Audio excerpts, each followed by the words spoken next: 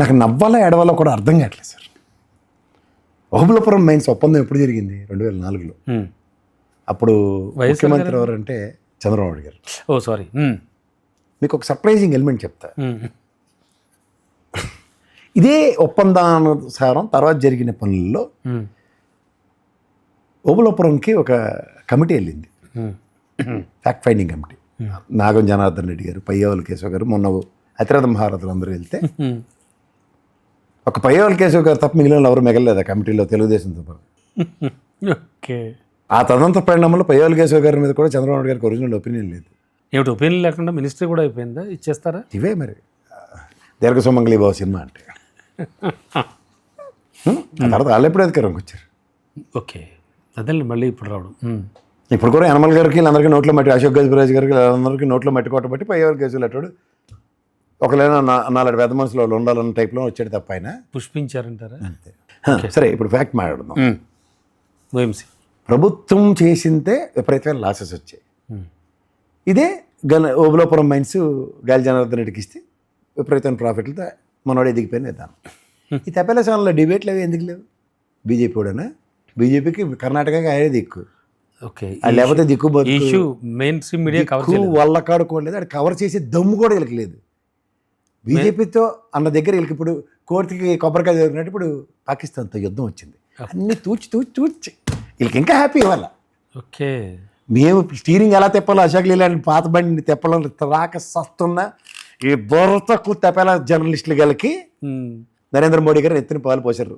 పాకిస్తాన్తో వాళ్ళకి తోలు తీసే కార్యక్రమంలో వీళ్ళ తోలు పరిరక్షించబడింది. ఓకే, కానీ మన వాళ్ళకి చాలా మందికి ఆగదు కదా. అవును, రాసేస్తున్నారు జగన్మోహన్ రెడ్డి ఎప్పుడు అని.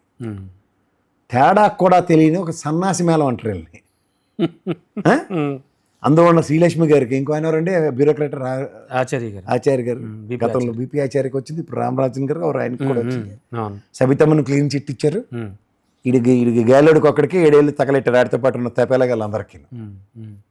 మీకు మాట చెప్తా, సోదర సమ్మానుడు అంటాం మాటకి. అవును అవును, ఆడేదో పనికి మళ్ళీ పని చేస్తే ఆడికి నాకు ఏం సంబంధం ఉంటుందండి? సోదర సమానుడు అయినంత మాత్రాన. ఇక్కడ మీకు ఒక్కటి గుర్తుంచుకోండి, వీరికి ఇప్పుడు మనోడికి ఎన్ని కేసులు ఉన్నాయి కూడా రాసేసాడు ఇవాళ. మరి చంద్రబాబు నాయుడు గారికి ఎన్ని కేసులు ఉన్నాయి రాసే దమ్ము ఉందా? 54 రోజుల పాటు ఆరోగ్యం బాగోలేదని చెప్పే కదా ఆయన బెయిల్ తీసుకుని బయటకు వచ్చారు. 16 నెలలు జంకలే బాంకలే డాక్టర్ ఉన్నాడు కదా జగన్మోహన్ రెడ్డి. ఎన్ని కేసులు ఉన్నాయి లెక్కలు రాస్తే 38 అని చెప్తున్నాడు. ఇప్పుడున్న ఎలక్షన్ కూడా తేడా ఉంది, వయసుకే ఉందండి. మరి ఆయన నవయువకుడు అంటారు కదా, బస్సులో ఎక్కగలుగుతున్నాడు కదా ఆయన. ఆయనకున్న సామర్థ్యం ఉంది. ఇప్పుడు ఎవరికి లేవని అందరూ వాళ్ళే చెప్తారు, అన్నీ వాళ్ళే చెప్తారు, మనం కూడా అక్కర్లే. నేను కూడా చెప్తాను ఆయన సామర్థ్యం గురించి. చాలా మంది కన్నా ఫిట్గా ఉంటాడు చంద్రబాబు నాయుడు గారు. ఆయనతో పోటీ పడలేం కూడా కొన్ని విషయాల్లో, అది ఒప్పుకోవాలి, దట్స్ అ ఫ్యాక్ట్. బట్ వీడికి ఏది తెలిసిన రాసేస్తున్నాడు. జగన్మోహన్ రెడ్డి విషయంలో ఒక మాట చెప్తా. ఈ కేసు ఓబుళపురం మైన్ కేసు ఒకసారి మాట్లాడుతూ, జగన్మోహన్ రెడ్డికి వేసిన సిబిఐ ఈడీ కేసుల్లో ఫర్ యువర్ ఇన్ఫర్మేషన్ వీళ్ళందరినీ ఇవాళ 12.5 ఏళ్ళ తర్వాత ఆర్తపల్లిని పెట్టి మీకు తూచి మీకు ఏది సంబంధం లేదని బయటకు ఎలా పంపిస్తున్నారో అన్నీ మూసుకొని జగన్మోహన్ రెడ్డి కూడా అలాగే పంపిస్తుంది. ఎందుకంటే what is the discharge petitions? ఆయన కోర్టుకి డిశ్చార్జ్ పిటిషన్స్ ఏమి ఇచ్చారు తెలుసా? సిబిఐ కోర్టుకి, ఈడీ కోర్టుకి. ఈ కేసుకి నాకు ఏం సంబంధం అని నన్ను 16 నెలలు జైల్లో పెట్టారు. నాకు ఏం సంబంధం ఉందని మీరు ఎస్టాబ్లిష్ చేయగలరు? మీరు చేయలేనప్పుడు నన్ను డిశ్చార్జ్ చేయండి అని డిశ్చార్జ్ పిటిషన్ సారాంశం. దీనికి ఈడీ సిబిఐ ఈ రోజుకి కూడా ఈ కేసుతో నీకు సంబంధం ఉందని గల్లా పట్టలేకపోతుంది, ప్రూవ్ చేయడం. ఇప్పుడు గాలి జనార్దన్ రెడ్డి మీద సబ్స్టాన్షియల్ ఎవిడెన్సెస్తో గాలి జనార్దన్ డిశ్చార్జ్ పిటిషన్ వేయలే. The difference between Jaganmohan Reddy and గాలి జనార్దన్ రెడ్డి సిబిఐ కేసులు. అతను డిశ్చార్జ్ పిటిషన్ వేస్తే ఇదే సిబిఐ ఈడీ నీకు ఈ కేసుతో సంబంధం ఉందని ప్రూవ్ చేయడానికి సబ్స్టాన్షియల్ ఎవిడెన్షియల్ డాక్యుమెంట్ వాళ్ళ దగ్గర ఒకటి కూడా లేదు. దమ్ముంటే దాన్ని first discharge dismissed mister Jaganmohan Reddy. రేపటి నుంచి కోర్టు వాయిదాలు స్టార్ట్ అవుతున్నాయి. వచ్చి ఎందుకు డిశ్చార్జ్ పిటిషన్ డిస్మిస్ అయిందంటే ఈ కారణంతో ఈ 13 సిబిఐ కేసులు, 8-9 ఈడీ కేసుల్లో నీ మీద ఈ అభియోగాలు మోపిన దానికి ఇవి ఎవిడెన్స్ అని చెప్తే ఇప్పుడు మాట్లాడదాం. ఈ తేడా కూడా తెలియనోడు అది జర్నలిస్టు అని రాస్తుంటే మనం భరించాలి. ఇప్పుడు ఈ కేసులో జగన్మోహన్ రెడ్డికి సంబంధం లేదు కాబట్టి ఆడికి రెన్యువల్ బేసిస్ అన్నమాట. ఏంటి రాస్తాడు? 38 కేసులు ఉన్నాయి, ఇది ఎలక్షన్ కమిషన్ కేసులతో కలిపేసి ఇష్టమే.